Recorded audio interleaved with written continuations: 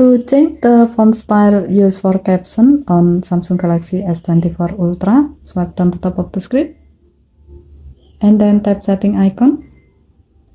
Scroll down the screen to find accessibility. Tap accessibility and then tap hearing enhancement. Tap caption preference. Next, tap caption size and style. Under custom option section, tap font family and then select the desired font style you like to use. As the example, we will set it to casual.